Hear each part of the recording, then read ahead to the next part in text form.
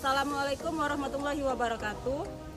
Kami dari kelompok 2, mahasiswa Universitas Terbuka Salut Saralangun. Di sini kami akan melakukan praktikum IPA di SD. Perkenalkan, nama saya Ria Suci Utami dengan NIM 856598997. Saya Windy Arianti dengan NIM 856644966. Saya Indah Mayangsari dengan NIM 856598625. Nama saya Irdan Ben Saputra, NIM 856599469.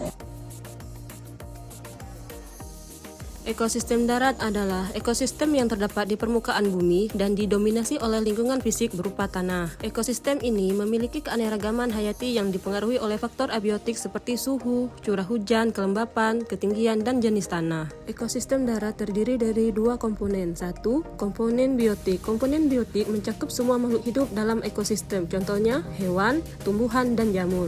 Dua, komponen abiotik. Komponen abiotik adalah unsur fisik dan kimia yang mendukung kehidupan dalam ekosistem darat, contohnya air, udara, dan cahaya matahari. Ada dua jenis ekosistem, yaitu ekosistem alami dan buatan. Contoh ekosistem alami adalah hutan, padang rumput, gurun, dan gunung. Sedangkan ekosistem buatan adalah sawah, tanaman, dan kebun. Yang pertama, ekosistem darat alami, yaitu hutan. Komponen abiotik beserta kondisinya yang ada di hutan antara lain kondisi cahayanya cukup, suhunya mencapai 31 derajat Celcius, jenis tanahnya gambut dan subur, anginnya semilir serta keadaan airnya sangat cukup. Kemudian kita akan mengamati komponen biotiknya yang terdiri dari tanaman dan hewan. Yang pertama pohon pisang, kedua tanaman ubi kayu, tiga rumput, empat putri malu, dan yang kelima pohon jengkol. Kelima tanaman tersebut saling berinteraksi dengan komponen abiotik di lingkungannya, di mana tanaman membutuhkan cahaya matahari, air, dan tanah untuk membantu proses pertumbuhan dan perkembangannya. Selanjutnya, kita akan mengamati beberapa hewan. Yang pertama capung, dua kupu-kupu, tiga semut, empat belalang, dan yang kelima, burung. Hewan-hewan tersebut juga berinteraksi dengan komponen biotik dan abiotik di lingkungannya.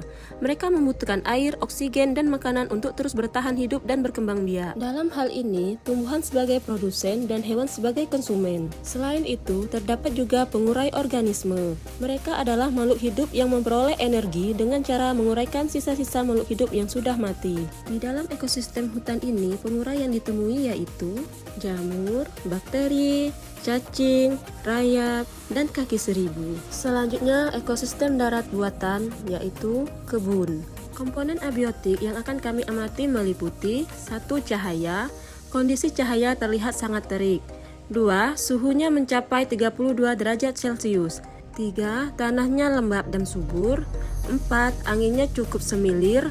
Dan 5. Airnya mengalir. Adapun komponen biotik yang kami temui pada ekosistem kebun yaitu tanaman sawit, tanaman tebu, pohon pisang, pohon ubi kayu, dan pohon cabai. Semua tanaman tersebut saling berinteraksi dengan komponen abiotik, di mana mereka membutuhkan cahaya matahari, air, dan tanah untuk membantu proses pertumbuhannya. Selain tumbuhan, komponen biotik lainnya adalah jenis-jenis hewan seperti semut, kupu-kupu, belalang, nyamuk, dan monyet. Hewan-hewan tersebut juga saling berinteraksi dengan komponen biotik dan abiotik lainnya. Mereka membutuhkan air, oksigen, dan makanan untuk terus bertahan hidup. Adapun pengurai di ekosistem kebun yaitu cacing, kaki seribu, serangga tanah, rayap, dan jamur. Berdasarkan hasil pengamatan dapat disimpulkan bahwa jenis komponen pada ekosistem darat alami lebih banyak dibanding ekosistem darat buatan. Ekosistem darat alami proses terjadinya tidak ada campur tangan manusia, sedangkan pada ekosistem darat buatan terjadi karena adanya campur tangan manusia. Inilah hasil pengamatan praktikum IPA di SD dari kelompok kami. Kami ucapkan wassalamualaikum warahmatullahi wabarakatuh.